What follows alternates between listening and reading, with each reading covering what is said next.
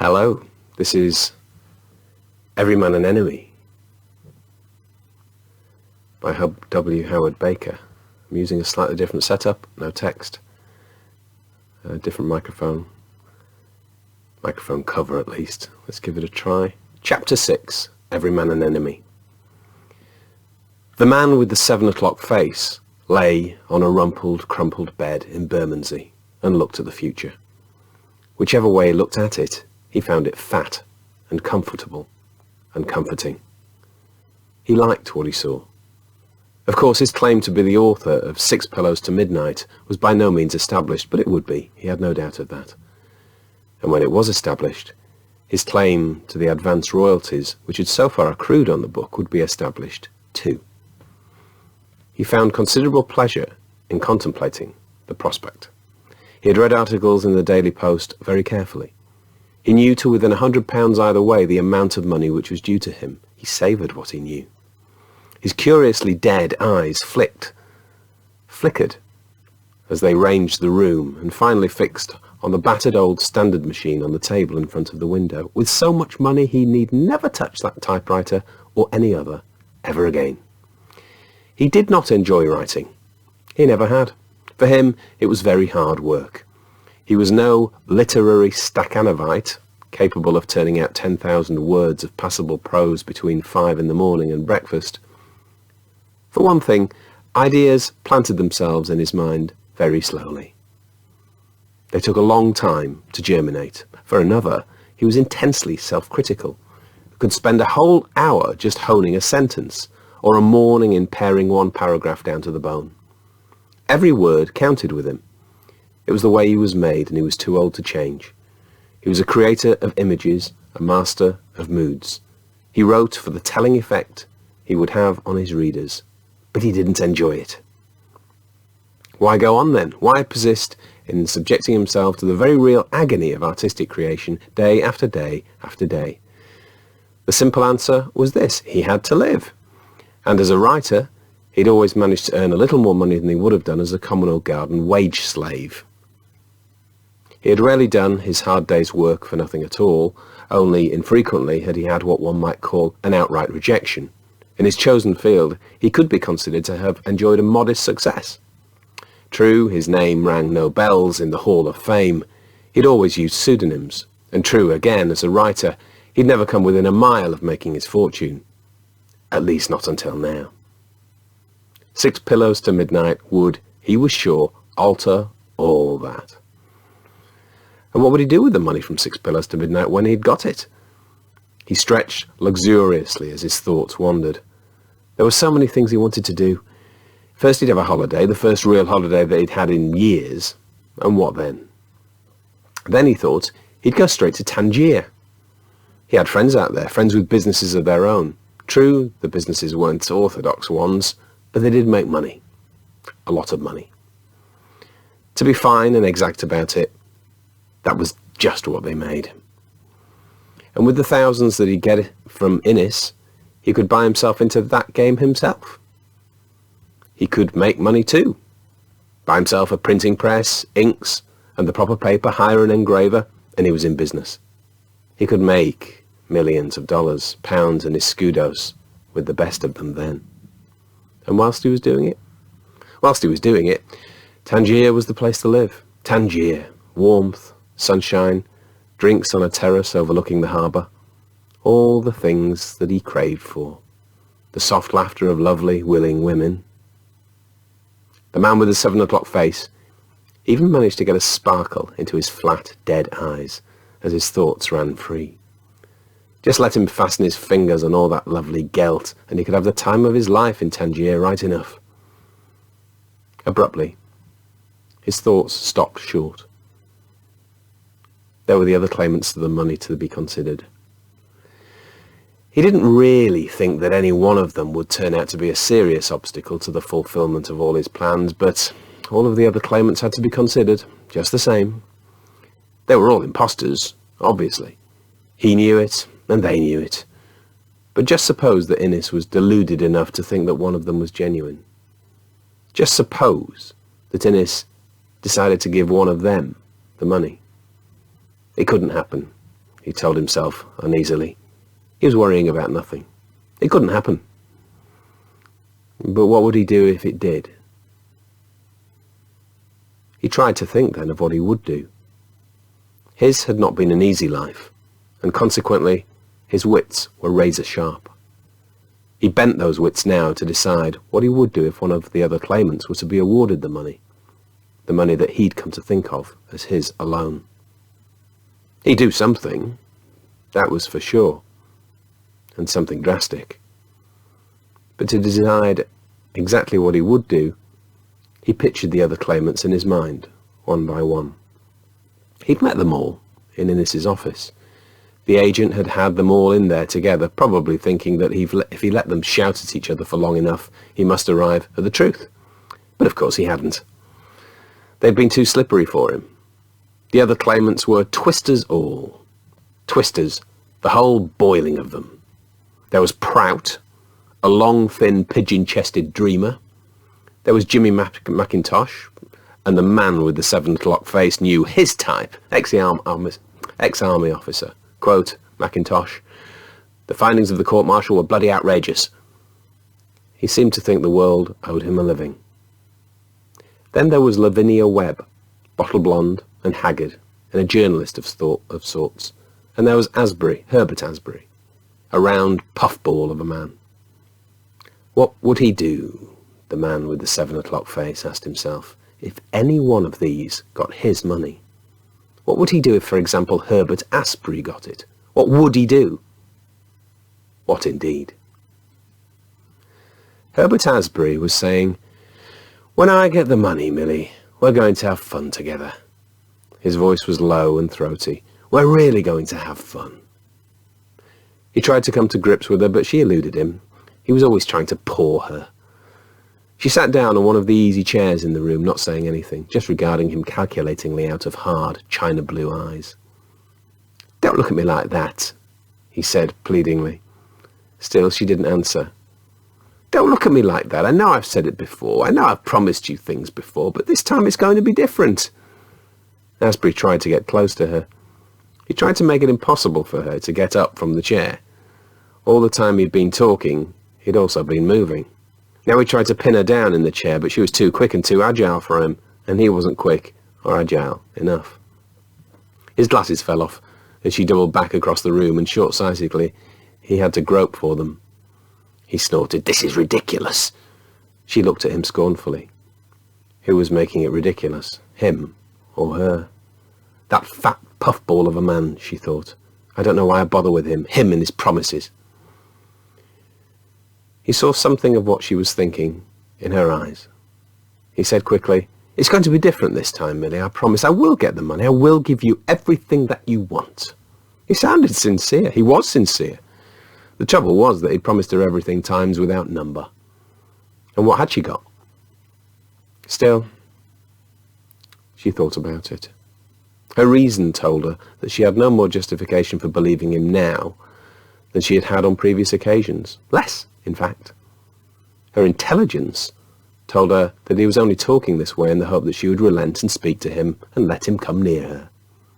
However, what was she made of? Stone? Her mind might tell her to do one thing. Her cynical intellect might cry out that he wasn't to be trusted now more than any other earlier time. But Herbert was such a fool, she thought, and knew that as soon as she started thinking of him as Herbert, she was utterly lost. He was such a fool. He looked such a fool in his striped winceyette nightshirt. Yet he did think a lot of her. Give him that. A girl might have to go a long way before she'd find a man so devoted. He'd never given her cause to be jealous, not once. She'd always been with him everywhere. She'd even gone with him to meet the other claimants to the money that he was after. They were that inseparable. Once he'd gone so far as to tell her that he lived for her alone, and she'd been sure that he meant it. How could you be cold and standoffish with a man like that? None of the other claimants to the money would have meant it. She'd met them, and she knew. That Jimmy Mackintosh, he wouldn't have meant it. With his sharp, pointed shoes and his rather old-fashioned Cesar Romero moustache. Any girl who'd been around could spot him for what he was right away. He was a dog, a dirty dog. They didn't come any lower. Herbert was the best of the bunch. So she let him come a bit nearer, and a bit nearer.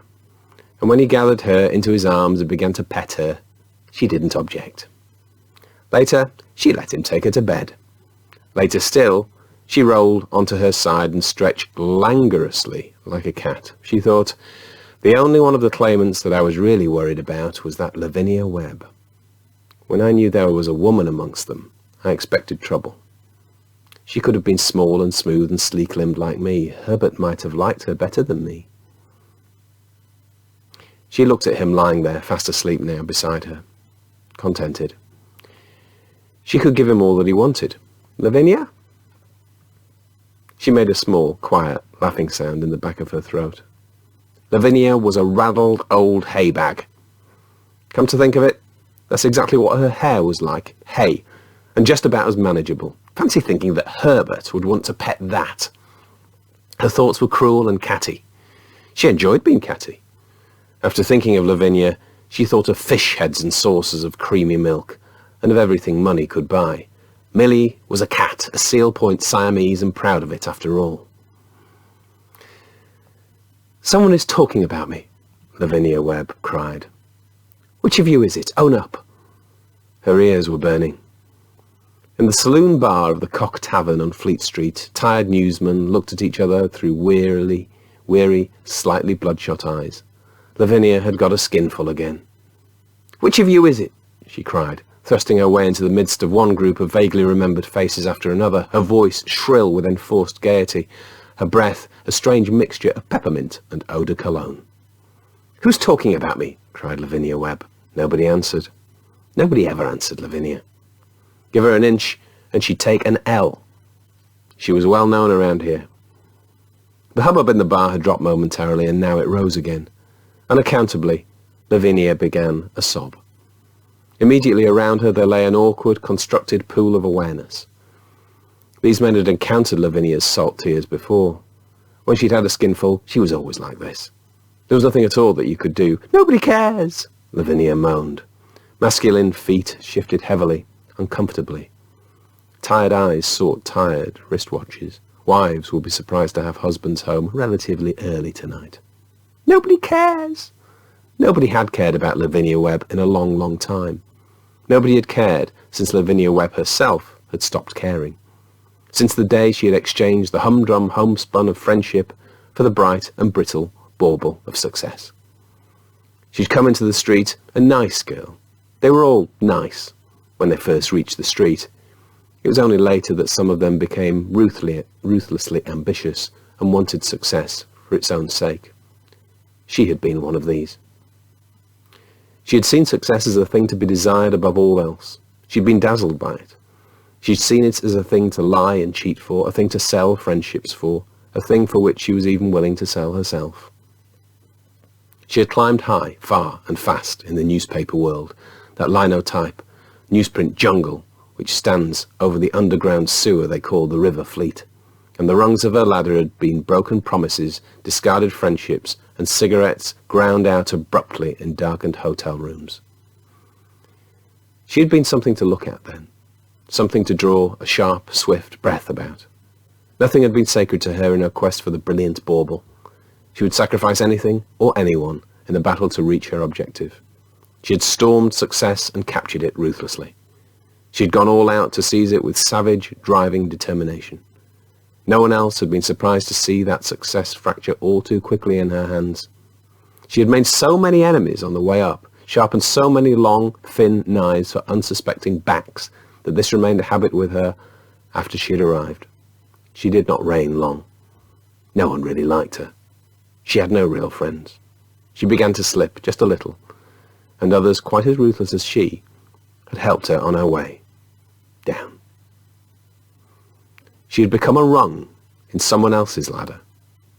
She plummeted, and there was nothing to break her fall.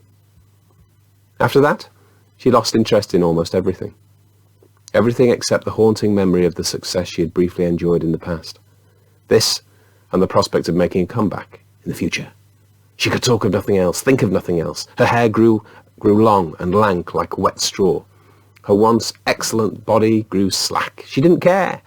What had once made men's eyes hard with desire now turned their mouths down with indifference, but she scarcely noticed. Her mind was fevered. She'd make a comeback. She'd scale those heights again. She'd show them. She lived on pity and charity, on freelance assignments given by her editors, ex-lovers who told themselves that they ought to know better. She accepted the work that they offered in a manner which suggested that it was she who was conferring the favour, and she turned in her copy when she wasn't too drunk to write it, and it was almost always bad. Almost always. But strangely, not invariably. Occasionally, very, very occasionally, her copy would seem to be lit from within as by some hard, brilliant fire. Then, editors, surprised, might even give her a byline. But normally her work was deadly stuff, stale, flat and unusable. But whichever it was, she was paid for it. It was paid for so that she might live, so that she might drink, so that she might create harrowing scenes in pubs up and down in the street. It was paid for so that she might be able to cry, paradoxically, "Nobody cares!" A young reporter, little more than a boy, fumbled a pound note into her hand. "I'll get you a cab, Lavinia. You go home. Keep your blasted money. I don't want it. Keep it." He wouldn't take it back, and she threw it on the floor. She trampled on it in sudden rage. "Putrid, rotten, bloody men!" Now Lavinia, a barmaid, was standing beside her. "Lavinia, take your hands off me. Leave me alone." Her cheeks were splotched with scarlet. "Don't touch me." She began to weave a pathetically dignified path to the door. I'll go. I know when I'm not wanted. I don't have to stay here." The young reporter had picked up his pound. He tried again. "Get a cab." She beat his hand away. "I don't want your charity." Her head went back. "I don't need it. I'm making my own way up to the top again. Do you hear? Up to the top." She swayed as she demanded, "You think I'm finished, don't you? You all think I'm finished." Her mouth fell slackly open. She tasted bile. She made a sweeping gesture which nearly overbalanced her. "Scribblers," she said with deep contempt. "Hacks, all of you." They looked at her, not saying anything, and their eyes were more tired than ever. Her voice rose high and shrill. "I'm not finished, not by a long way. I wrote six pillows to midnight." She hiccuped. "Didn't know that, did you?" They'd all heard her claim to have written it. They neither believed her nor disbelieved her. She said, "I'm going up to the top again, going to be rich. I wrote it, not the others. Not what's his name?" She fumbled for it. "Not Prout," she said thickly. "Not Prout." Then she laughed, and it was a harsh sound. "Prout," she said, sneering. Who could write with a name like that? They didn't answer her. Nobody answered her. Nobody cared. Her face desolate, she suddenly swung away from them and stumbled out into the street. Behind her, there was a long, drawn-out intake of breath, and then men began to talk again. The young reporter slipped quietly away. He followed Lavinia along the pavement. He caught up with her. He put her, protesting, into a cab and gave the driver her address and the pound. "Take her home." His father had once known her and loved her. His father killed long ago in an air crash. He did what he did for him. He could not know that Lavinia had used him and discarded him and forgotten that he'd ever existed. He remembered his father and thought that Lavinia must remember him too. See you tomorrow.